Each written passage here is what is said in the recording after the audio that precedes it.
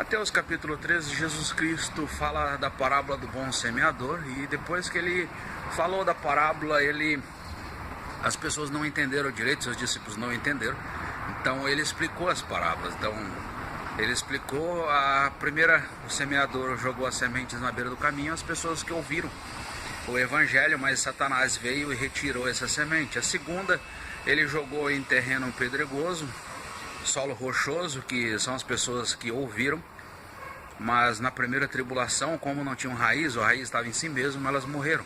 E a terceira, que a semente caiu em terreno e os espinhos, e as plantas com os espinhos sufocaram, que são as pessoas que priorizaram aí as riquezas e bens materiais. E a quarta, que caiu em solo bom, e ela cresceu e produziu a 100, 60 e a 30 por um. A maioria das pessoas, quando ouve essa parábola, ela imediatamente se coloca na condição de que ela é aquele solo bom, e ela ouviu e ela entendeu e ela agora está produzindo.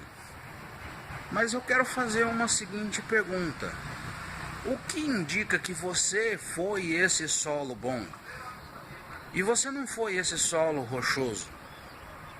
Ou que você não é essa da terceira? O que indica que você é esse solo bom? Essa é a primeira pergunta. A segunda questão é a seguinte: muitos de nós muitas pessoas estão passando por tribulação, provação, e justamente nessa hora de provação e tribulação, muitas vezes nós paramos e perguntamos: Deus, o Senhor está aí? Puxa vida, é muita luta, muito sofrimento, muita dificuldade.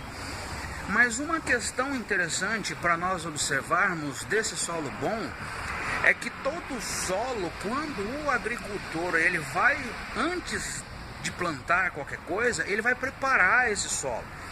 Então o agricultor, ele pega o trator ou o equipamento que ele tem, e a primeira coisa que ele tem que fazer é arar a terra. E nesse processo de arar a terra, ele vai fazer essa terra dar várias voltas para ele, vamos dizer assim, desfarelar, para esse solo que é duro, improdutivo, se tornar fofo, macio, para que a semente seja capaz da sua raiz, ela crescer e a raiz penetrar pela terra de uma maneira que ela se fortaleça. Então tenha isso em mente: todo solo ele precisa ser preparado.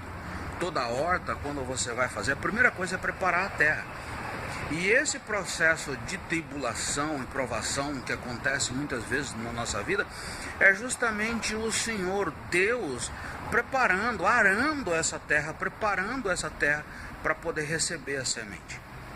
Então, não reclame das provações, das tribulações, dos sofrimentos que tem acontecido na sua vida, mas comece a enxergar isso como Deus preparando o terreno, o solo, para receber a verdadeira semente. E o que me leva à terceira pergunta: você já ouviu falar de Jesus Cristo, da semente verdadeira, a verdadeira salvação? Quem é Jesus Cristo para você? Muitas pessoas frequentam várias igrejas, as diversas igrejas espalhadas pelo Brasil, simplesmente por frequentar, para buscar a bênção, para buscar riquezas materiais, a prosperidade, para ter a semana abençoada e para várias outras, diversas coisas.